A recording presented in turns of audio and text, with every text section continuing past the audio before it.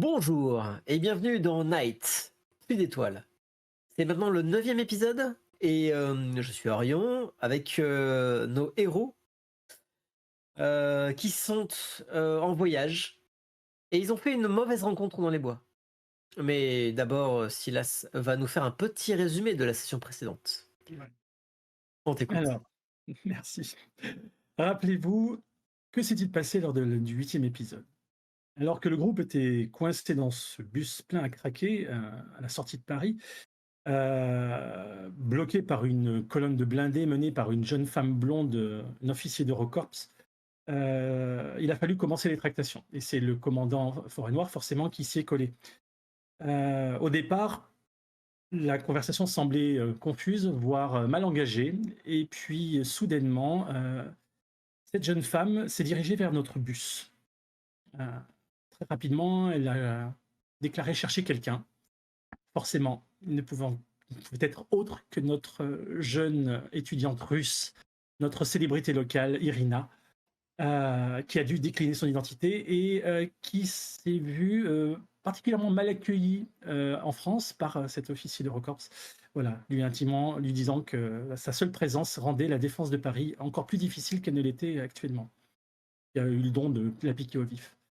Bref, quelques minutes, lourdes minutes plus tard, elle a accepté, du moins l'officier McTavish, comme nous l'avons appris plus tard, a accepté de libérer notre convoi, mais avec simplement la moitié de son escorte. Et c'est sous la responsabilité de Naomi, la sœur jumelle d'Ikyo, devenue responsable de notre bus de la RATP, que nous avons quitté Paris. Non pas par l'autoroute, ça aurait été trop simple, mais par les départementales. Il a fallu plusieurs heures, 2 heures au moins, pour atteindre une première halte. Salutaire la halte, car les tensions commençaient à monter dans le bus. Les civils, eux, se sont dégourdis les jambes et Wayne a pu faire connaissance avec une jeune fille, une jeune adolescente rebelle punk, adepte du graphisme urbain.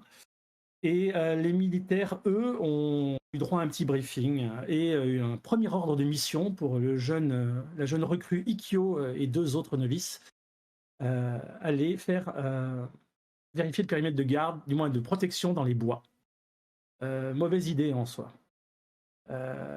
Alors que des traces étaient découvertes, des traces anormalement grosses étaient découvertes, le groupe a été pris en embuscade par des créatures humanoïdes, démoniaques et en l'espace de quelques secondes, la quasi-unité des 4 militaires a été, décimée, heu, par, ces humanoïdes et une créature cornue, directement, arrivée des enfers.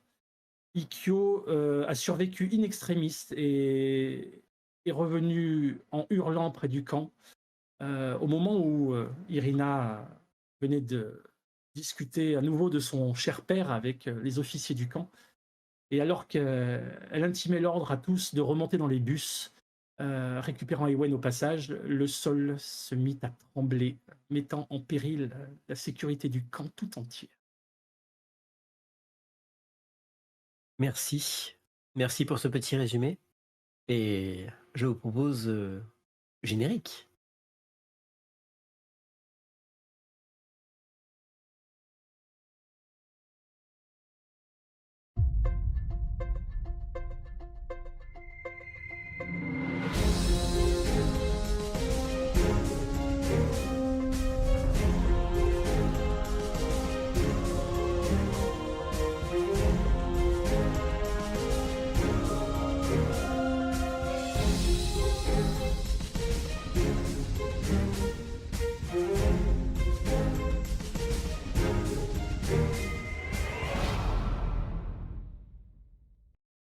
Et nous revoici. Nous sommes le 15 mars 2034 et le jour s'est difficilement levé ce matin. C'est une pénombre qui noie le camp, mais c'est pas la chose qui inquiète le plus. Il y a eu ce grondement sourd, semblable à un tonnerre lointain. Et puis, de plus en plus pressant, de plus en plus terrifiant, c'est le sol lui-même qui s'est mis à onduler, à vibrer sous les pas lourds d'un géant. La panique. La panique, évidemment, a pris d'assaut l'ensemble du camp. Ceux qui sont de simples civils ont fui, certains dans la bonne direction, à savoir les bus, d'autres là où ils ont pu, à savoir les sous-bois, la route. Quoi qu'il en soit, ça s'est aggravé encore. Lorsque soudainement, une silhouette géante a émergé de la pénombre, dépassant les 10 mètres de haut, comme une montagne en mouvement. Sa masse imposante découpe une ombre menaçante sur le paysage boisé. À première vue, sa forme évoque celle d'un éléphant, un colosse préhistorique revenu hanter le monde moderne. Mais à mesure qu'il se rapproche, la réalité de sa nature se révèle dans toute son horreur. Ce n'est pas une simple bête. Son corps est un amalgame cauchemardesque d'ours, de félin, de crocodile, de loup, fusionné en une seule entité de destruction. Sa silhouette pataude dissimule une agilité mortelle. Chaque mouvement est calculé pour tuer, pour déchirer la chair de ceux qui sont assez fous pour se trouver sur son chemin. D'ailleurs, alors qu'il franchit la lisière, il commence déjà à écraser les premiers véhicules qui sont là, véhicules blindés, ou les bus. Sa peau semble dure comme l'écorce des arbres les plus anciens. Elle est impénétrable. Ses griffes, longues et acérées comme des épées, dépassent de ses pattes, prêtes à lacérer et à éventrer. Sa gueule large et béante est un enfer de crocs, capable de broyer eau et armure sans effort. Ses yeux, luisants d'une horreur prédatrice, dans le crépuscule, scrutent les ténèbres, à la recherche de proies, de menaces, de tout ce qui oserait défier sa suprématie. Alors qu'il avance inexorable, la destruction le suit comme une ombre. Arbres, véhicules, tout ce qui barre son passage est réduit en poussière sous son poids écrasant. C'est un cataclysme, une apocalypse en miniature, laissant derrière lui un sillage de ruines et de désolation. Je vais vous demander deux choses. La première, c'est de faire un test de sang-froid ou de hargne. À vous de me dire avec quoi vous allez le faire. Évidemment, c'est pour résister à la peur qu'il engendre que ce monstre géant, vous l'avez bien compris qu'il était d'une taille tout à fait extraordinaire, en Oui, oui. plus d'être une créature formée du chaos elle-même.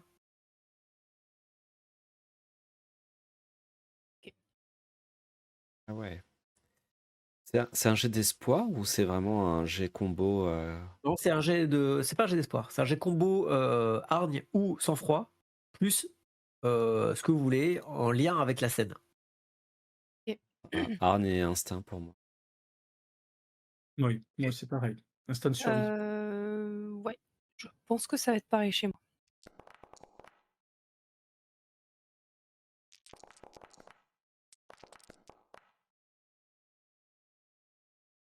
Devant cette créature titanesque, et le terme n'est pas choisi par hasard, formée de monstres, enfin monstres chimères presque, formés de nombreux animaux fusionnés, débordant sans ordre de lui-même. Vous êtes terrifiés, tous les trois. Vous avez tous des malus en réaction et en défense. Pour autant, vous n'avez pas fait d'échec critique et donc vous n'êtes pas tétanisé. Vous pouvez donc agir. Quelle est votre réaction? Et je vais commencer dans l'ordre par Irina. Au moment où la créature surgit et où le sol tremble, j'étais en train d'essayer d'appeler les civils à remonter dans les bus. Je pense qu'effectivement, on va opter pour sauver le plus grand nombre.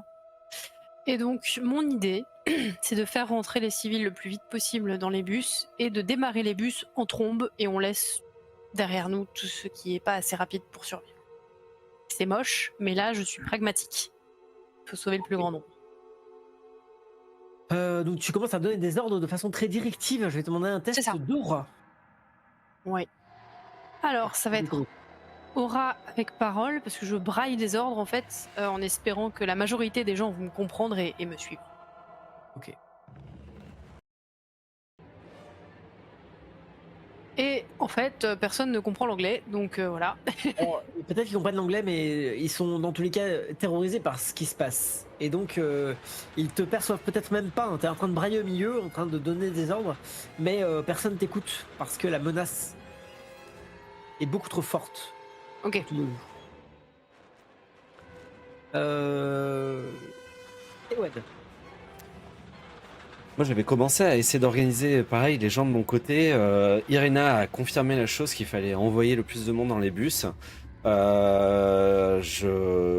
une ni deux, vraiment, là, je prends les personnes qui sont à côté de moi et je les tire vers le bus. Les parents et la graffeuse, les autres qui sont à côté. Voilà, j'essaie de vraiment les forcer. Et je suis plus à rester statique, à dire allez, allez, allez, j'y vais avec eux, je pousse pour aller dans le bus, quoi. Ok. Là, c'est pareil, ça va être un test d'aura pour essayer d'être convaincant. À toi de voir si c'est par la parole ou par autre chose que tu cherches à le faire.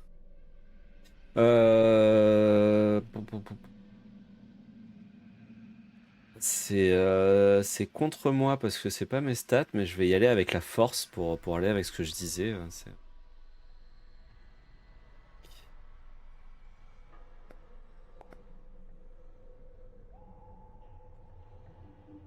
Et ça nous donne pas un formidable succès. Quelques-uns te Ah. suivent.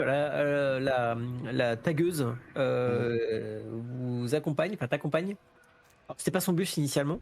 Elle t'accompagne. D'autres sont ainsi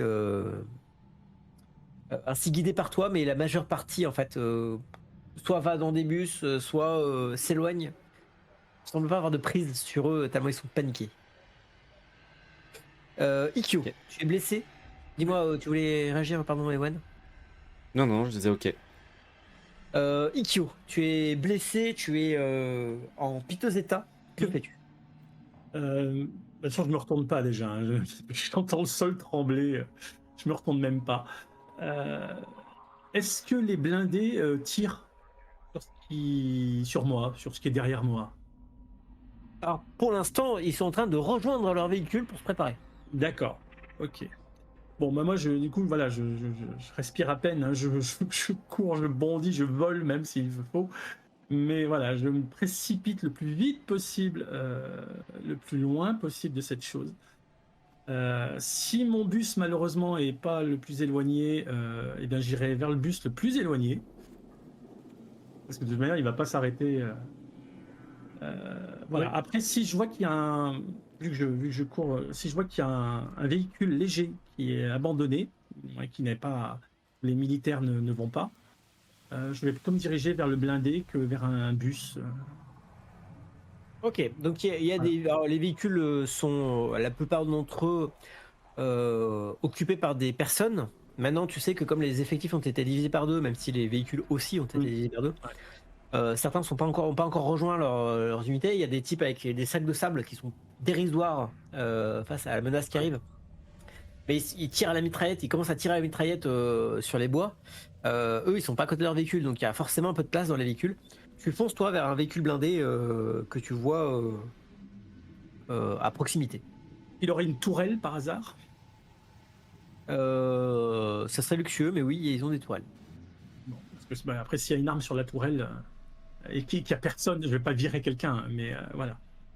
Si c'est du plus gros calibre, ça peut me permettre de retenir un petit peu l'avancée, mais j'ai pas l'impression que ça y fasse grand chose, donc. Alors, il y a du monde sur les tourelles. Hein. Globalement, Bon. il y a peut-être personne à l'intérieur des véhicules, ou en tout cas, Ouais, bon, bah, du coup, voilà, parce qu'ils se sont mis voilà. en posture de défense. Donc, même Eurocorps connaît son job, a reçu des instructions, et les types sur les tourelles sont là. Ok, bon, bah, l'objectif, retrouver les deux zigotos. Et tu aperçois en train de rejoindre leur bus, enfin, en tout cas pour Ewen, en D'accord. train de rejoindre le bus d'origine. Ok. Bon, bah, je fonce dans le bus et puis, s'il faut, je me mettrai au volant s'il n'y a pas de pilote encore. Du moins, s'il n'y a pas de conducteur. Je sais pas comment on démarre un bus. Ok. Vous êtes. Vous réalisez, notamment ceux qui ont un peu d'avance, c'est-à-dire Ewen peut-être et Irina, vous réalisez que à travers les fenêtres du bus, ou ceux qui sont encore même comme toi Irina, pas forcément montés dedans, mais pas forcément montés dedans, mais euh,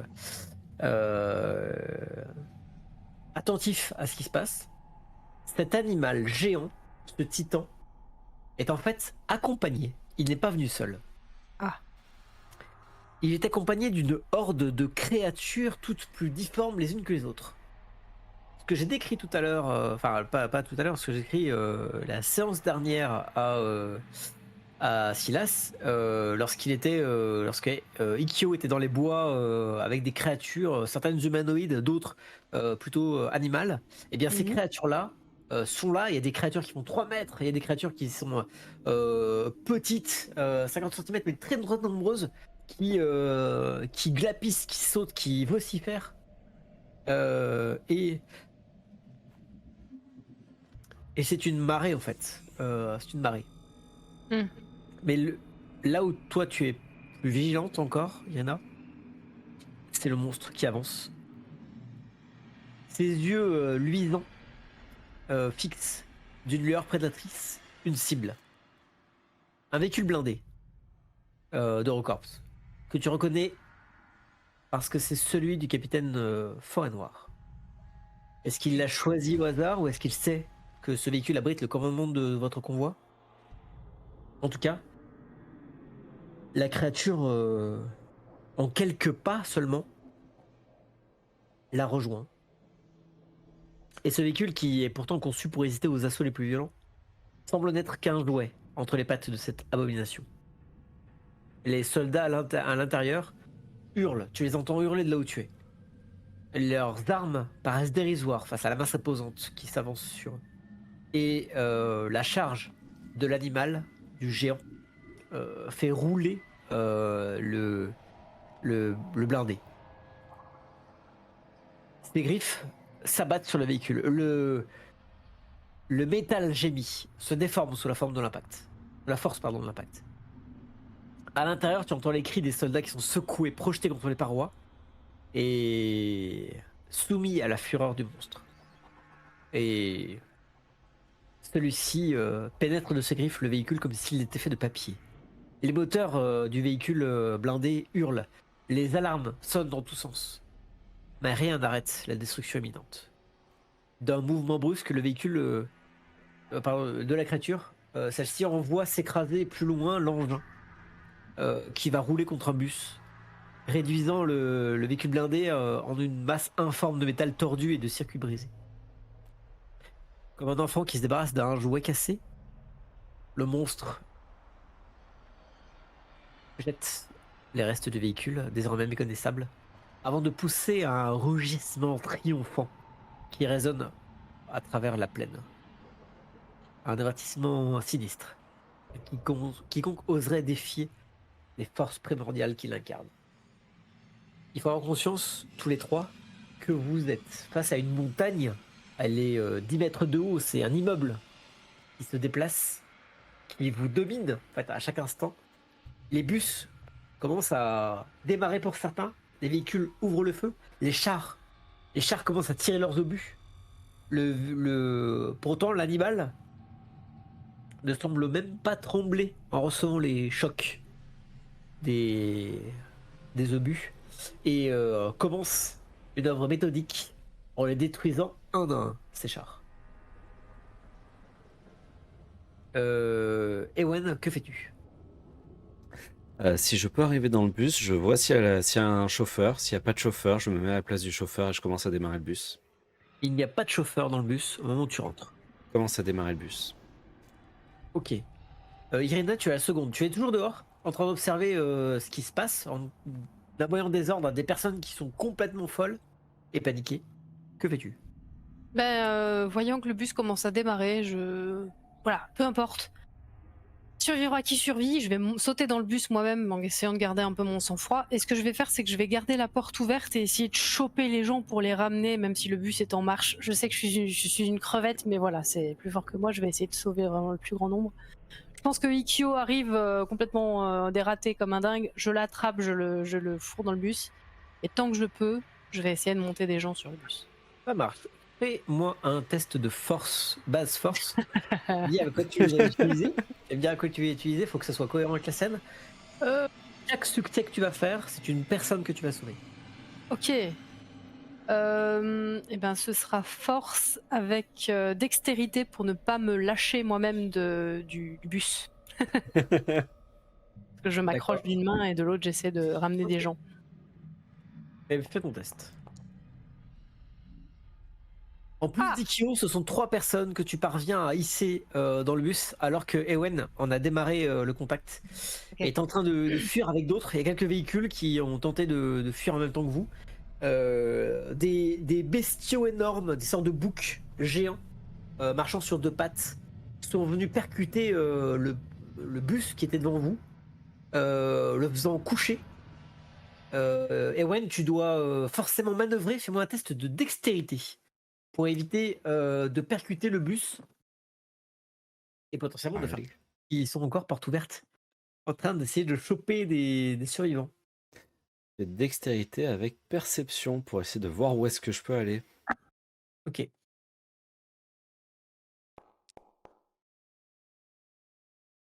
Deux succès, c'est Ouais. pas fameux. C'est pas fameux et ton bus vient percuter l'arrière du véhicule qui était stationné pour aller rebondir sur une sorte de ces boucs massifs qui dominent le bus évidemment de sa taille. Et puis les bus RATP, tu sais pas ce que c'est. Enfin, ça paraît costaud comme ça, mais en fait, c'est beaucoup de tôle facilement pliable. Ce qui fait que votre bus est brinque-ballé et subit des dommages qui sont comptés, qui sont des malus pour la fuite et la vitesse de votre bus. Néanmoins, vous avez à votre bord peut-être allez, une vingtaine de personnes. Il y a principalement des civils qui sont paniqués. Certains hurlent, crient. Enfin voilà, la plupart d'ailleurs sont dans cet état-là. Observe par les fenêtres, c'est pour certaines fenêtres brisées, le spectacle de cette horreur.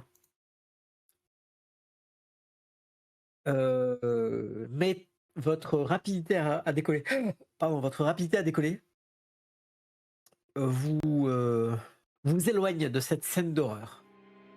Derrière vous, vous entendez les rougissements terrifiants de la créature. Ce géant, ce behemoth venu des âges lointains, ou d'on ne sait où en tout cas. Et vous voyez voler des véhicules dans le rétro. Enfin voilà, les lumières, les phares des véhicules qui éclairent la forêt alors qu'ils retombent lourdement sur le sol avec à leur bord les victimes. Les victimes. Le calme revient. Un calme extrêmement tendu, évidemment. Que faites-vous? Comment abordez-vous cette période maintenant que vous êtes loin? Il y a des véhicules autour de vous, quelques-uns qui sont devant. Vous n'êtes pas tout seul, hein, il n'y a pas que votre bus qui a Mhm. survécu. Il y a quelques bus. Vous avez été le premier, par contre, vous êtes peut-être en tête. Mhm. Votre bus en tête, quelques bus derrière, des véhicules blindés qui ont suivi comme ils ont pu. Voilà, il n'y a pas de char, par contre, qui a pu suivre. Euh, Que faites-vous? Ewen. J'essaie d'écouter le bus, de voir si bon, j'imagine j'entends la tôle, tout ce qui a été un petit peu abîmé, mais d'essayer de sentir s'il est vraiment il est sur ces dernières heures ou pas, pour demander aux autres il faudrait. Enfin déjà j'essaie d'écouter ça. Ok. Fais-moi un test de technique. Savoir à quel point ton bus est mort. Ça va être technique avec perception.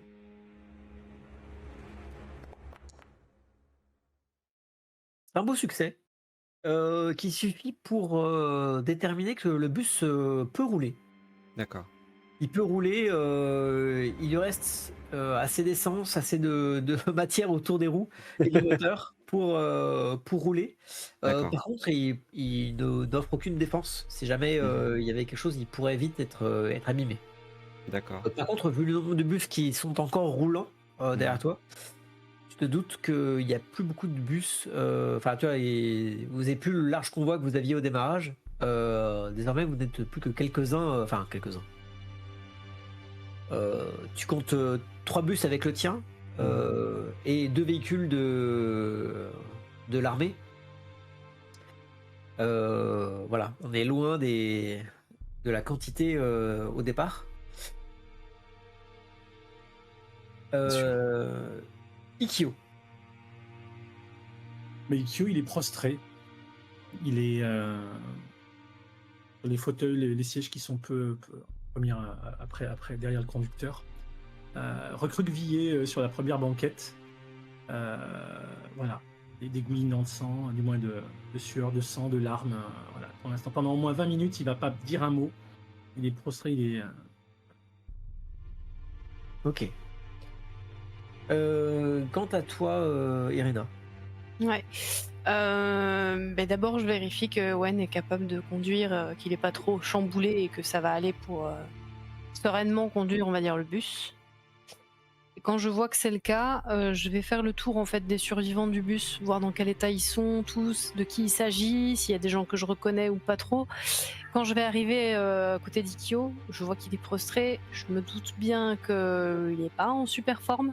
Je vais retirer ma veste et je vais lui mettre sur les épaules, mais je vais rien dire. Voilà, je l'envahis pas, mais je lui montre que je suis présente quand même pour au cas où. Ça marche. Il y a même pas 24 heures, tu le connaissais pas, mais par contre, là, tu vois que sa sœur n'est pas là. Et je comprends tout de suite. Très bien, tu fais le tour des passagers. Alors, quelques visages connus, oui, tu reconnais quelques-uns. Il y a quasiment personne d'Eurocorps. Ils sont restés sur place enfin, ils ont combattu en fait, et donc ils n'ont pas pris la fuite comme vous.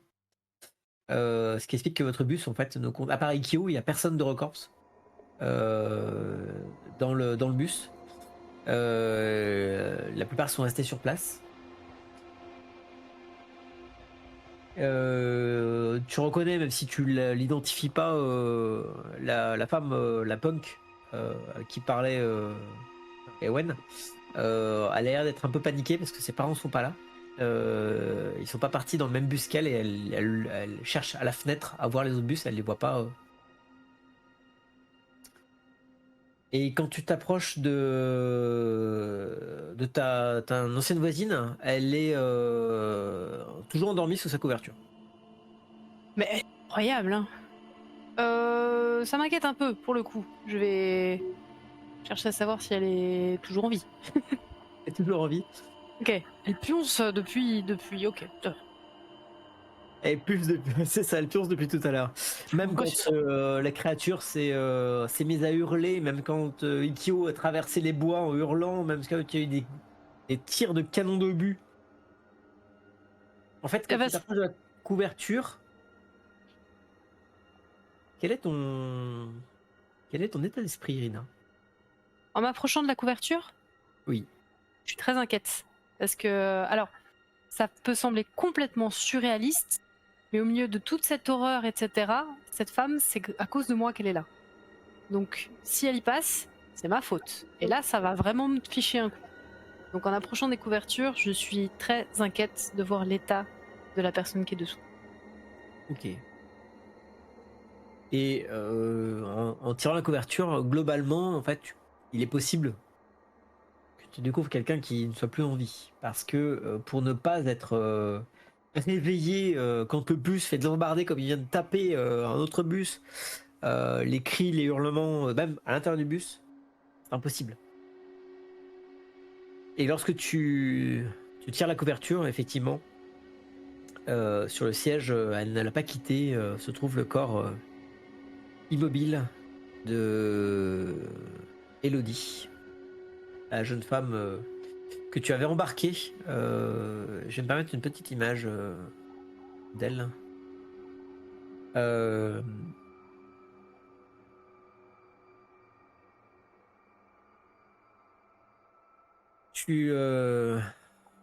est immobile.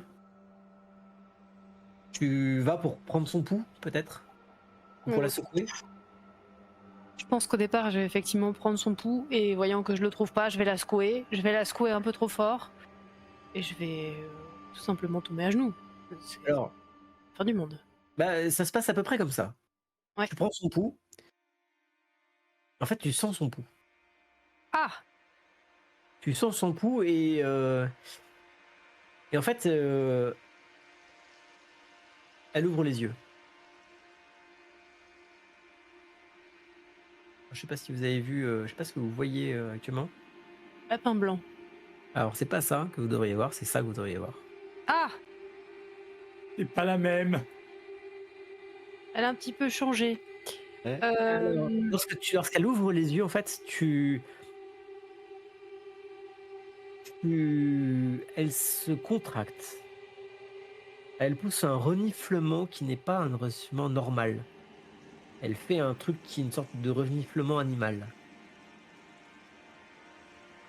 Et elle te regarde.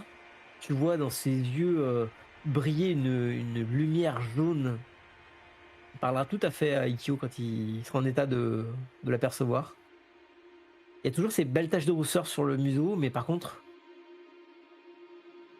elle tente de te sauter dessus. Tu as combien en réaction? J'ai un superbe score de 1. En réaction, tu as 1 en réaction. J'ai 1 en réaction. Oui, c'est une catastrophe, mais ça va bien se passer. Tout à fait, ça va bien se passer. Euh, euh,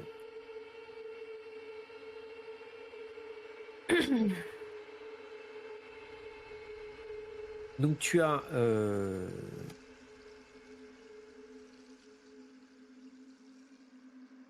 Juste, je fais pas de bêtises. Hop.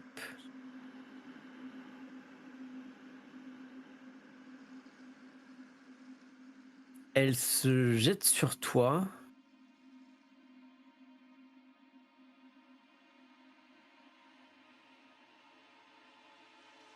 Elle se jette sur toi des griffes que tu ne connaissais pas, des crocs que tu ne connaissais pas, qu'elle plante dans ta chair et elle te blesse, elle t'inflige 7 points de vie. 7 points de santé, pardon. My God. Ok. Tu entends son souffle animal. Elle a l'intention de te bouffer en fait, ni plus ni moins. Fort bien. Ewen, tu conduis. Dis-moi si tu veux faire autre chose ou est-ce que tu continues de conduire? Mais avec le monde qu'il y a, je réalise ce qui se passe. Alors t'entends derrière les hurlements et les cris de... D'accord, ça arrive à ce niveau-là. Ok, Voilà. je pensais que. Ah bah là, c'est pas une... Enfin, elle pousse à un grognement, c'est un animal dans le bus. Imagine une cage, c'était votre bus, avec plein de petites proies et une sorte de grand loup à l'intérieur. Ouais, mais plein de gens qui pleurent, le bruit de la mécanique, de la route, tout ça. Mais d'accord, je vois. Et ça crie très fort. Alors après, tu ok. peux tout à fait dire, bah je lâche pas le volant, sinon on va se planter. Non, mais déjà, c'est un peu ça. De toute façon, les conducteurs de bus, ils ont toujours un rétro pour la route et un rétro pour voir ce qui se passe dans le bus. Oui. Donc j'essaye de voir dans ce rétro ce qu'il y a. Et je fais, qu'est-ce qui se passe? Oh putain!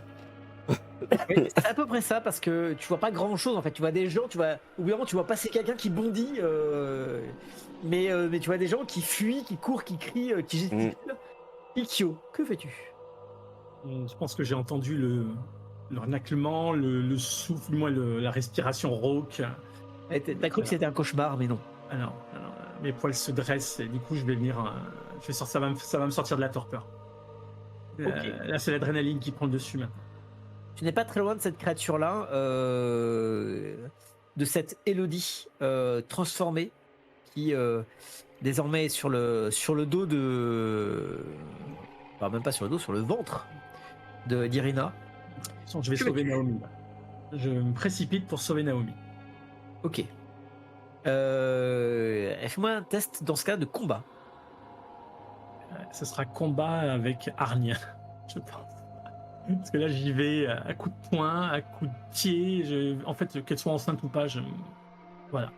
Elle ne veut plus rien dire pour moi. Même si je peux prendre le petit marteau pour casser la vitre en cas d'urgence, Non. je prendrai le petit marteau et je lui taperai dans les yeux. Quel enfer. Pardon. Là, je suis moi-même une bête. Et je hurle en fait de rage. Ok, tu parviens à la taper. D'ailleurs, t'as pas fait un test de combat plus ça. Il faut faire un test de combat.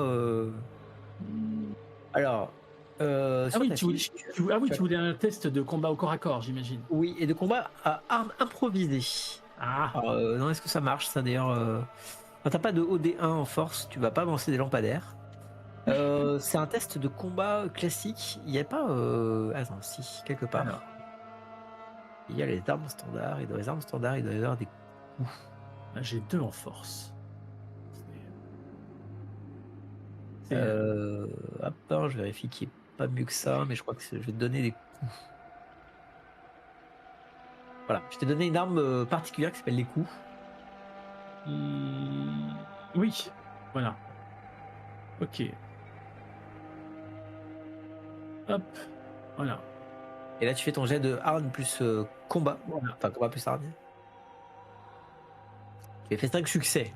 On va considérer que tu les as. Bon, 4 succès, c'est déjà pas mal. Tu parlais à toucher. Fais tes dégâts. Oh. Oh. Quand j'ai le petit marteau, c'est très efficace. Tout à fait. Tu donnes un coup assez violent à la créature qui feule sous la douleur. Ne la touche pas. Et elle bondit à 4 pattes vers le fond du bus, cherchant à fuir. Je lui. Cherchant à fuir. Irina, tu es au sol.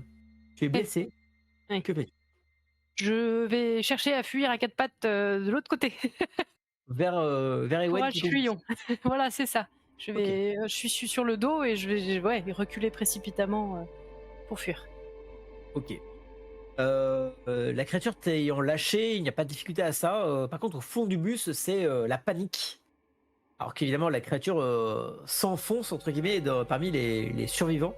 Je vous rappelle que vous étiez une vingtaine dans votre bus. Et donc voilà. Donc, des cris de douleur, de peur se font entendre.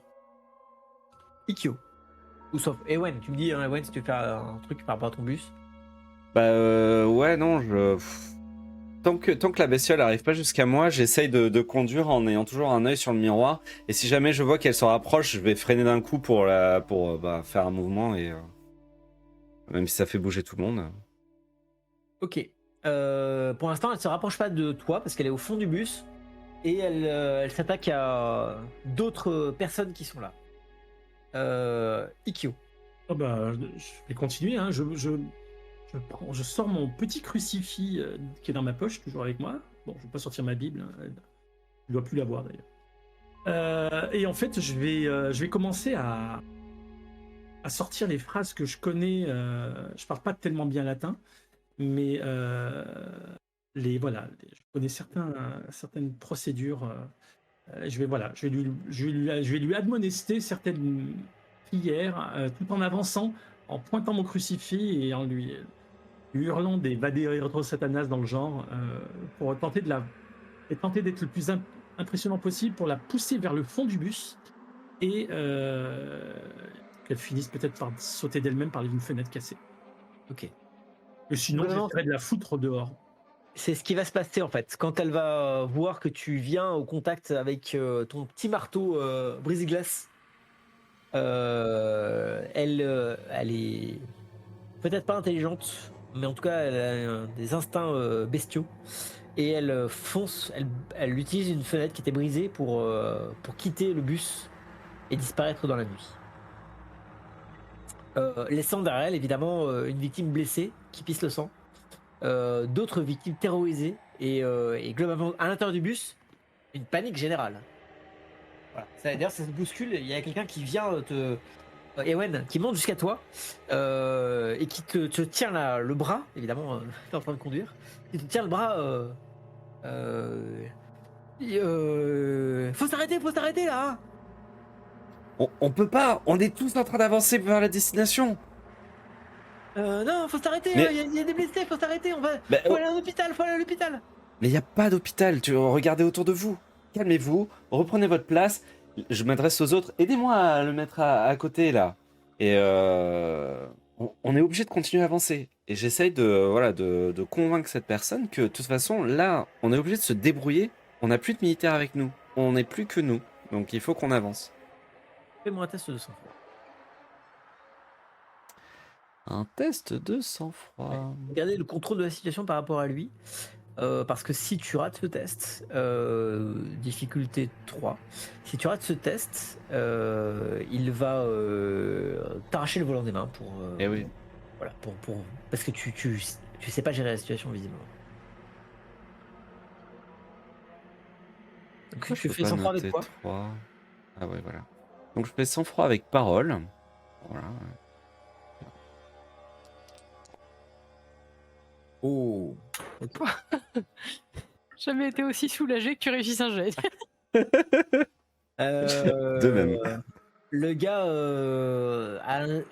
tu le calmes en fait, enfin tu le calmes. Il est pas pourtant hyper zen derrière, hein, mais en tout cas tu le rassures Mhm. avec tes quelques mots sur le fait que Mhm. tu gères la situation. Mhm. Donc il est dubitatif, mais il part en arrière. D'accord, d'accord, d'accord. Et, euh, et le calme relatif revient sur l'avant du bus. Il y a toujours à l'avant du bus une blessée qui pisse le sang, qui s'appelle Oui. Irina, et à qui je vais Moi. passer la parole. Et derrière, à l'arrière du bus, il y a une victime qui pisse le sang et des gens paniqués autour. Irina. Oui, je pisse le sang et j'ai mal, mais je pense que je vais tenter de me faire un garrot moi-même. Mais Oui. avant ça, tu vas faire un test d'espoir, évidemment. Ah ben tiens, pour pas Tu changer. l'as dit toi-même, si celle que je protège, il se Oui. passe un truc grave à son sujet, je vais mal le vivre. Eh bien, je vais très mal le vivre. Oh si. Ah non, en fait, je m'en Oh. fous. Ça Non, va. tu n'en fais pas. Non, t'es pas imperturbable. C'est juste que tu encaisses la chose et peut-être que tu vas mettre plus de temps à la digérer, mais tu arriveras à la digérer. Ok. Je pense qu'effectivement, dans cette situation-là, je vais être complètement phasée et recroquevillée dans un coin du bus et je vais servir à rien pendant de longues minutes. Juste à pisser le sang. Ok. Très bien, tu attends dans un coin que vienne la mort. C'est ça. J'ai mal, Euh, j'ai mal. Je sais pas j'ai dire mal. j'ai mal en russe. Ewen, Comment on regagne de l'espoir déjà? Tu peux m'en dire? en réalisant des motivations mineures. Et c'est à quel moment quand on l'a... Enfin, par exemple, moi, une de mes motivations mineures, c'est de parler de l'art et de le propager et de donner une bonne image à l'art. Je me dis avec l'artiste lors de la dernière session, je pourrais faire ça. Et c'est à quel moment? C'est pendant les phases de repos ou c'est... Non, c'est au moment où tu réalises ton action, tu dis Ouais. Hé, glorieux MJ, Mhm. je suis en train de. On est d'accord que je réalise ça. Est-ce que dans ta grande mansuétude, tu m'accordes le regain? Et donc, c'est un des 6 d'espoir que tu regagnes. D'accord. Je peux lancer Voilà. le dé maintenant du coup? Je peux lancer le dé maintenant, tout à fait. Et là, le MJ te dit non, je veux ta mort. Mais non, c'est un glorieux MJ qui est gentil avec nous. Moi, je Non, suis Toi, l'ami peut-être. Pour l'instant, il a décidé la mort d'Irina. Ah oui, Il a ça, mis- j'ai bien remarqué, oui. je suis l'ami de mes victimes, il n'y a pas de problème. Yes. Et donc, tu regagnes 5 points d'espoir. Donc, on a une Irina qui est complètement en phase avec la panique générale et qui. Je ne fais qu'un avec le mur. Tu ne fais qu'un avec le mur, qui est en piteux état, donc c'est assez proche de ce que tu es Legit. toi-même. Et au fond du bus, on a un Ikkyo au milieu d'une population apeurée, blessée, inquiète. Que fais-tu? Là maintenant, je recommence à recouvrer un peu mes esprits. Voyant elle a fui, donc ça me rassérène un peu. Donc je vais tenter de les rassurer aussi. Je vais te demander un test de. Elle a fui. Ayez confiance. Je vais te demander un test de aura. Bien sûr d'y croire moi-même. Et tu as un bonus parce que ce que tu viens de faire, c'est une action héroïque qui, enfin en tout cas, qui les a rassurés. Et donc tu as un bonus. La difficulté donc n'est que de 2. Donc ce sera aura avec. Ça va un peu de pair avec. Avec sang-froid. Ouais, là ça a été du sang-froid.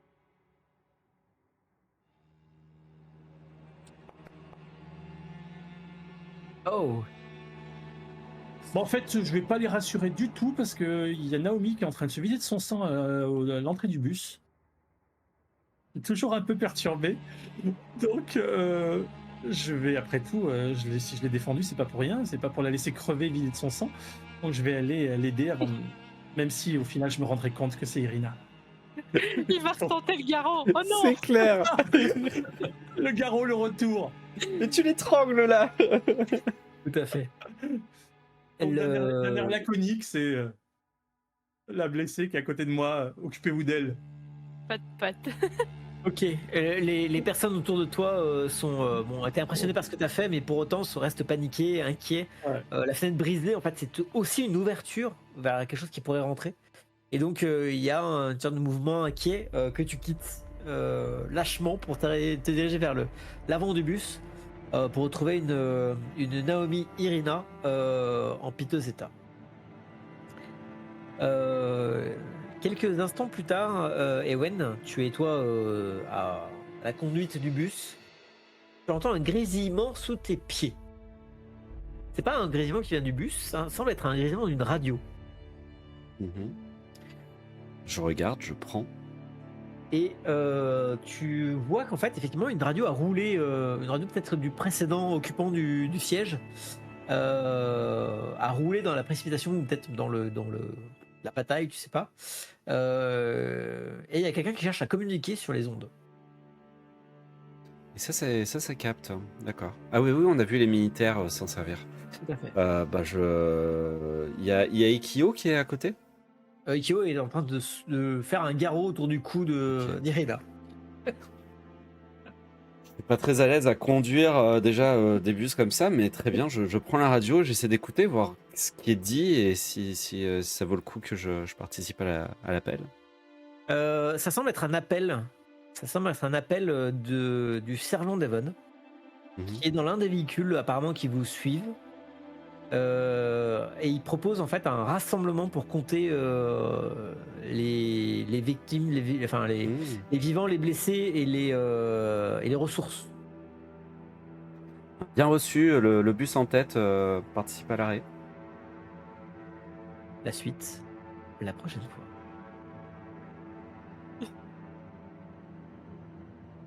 Bonne soirée à tous.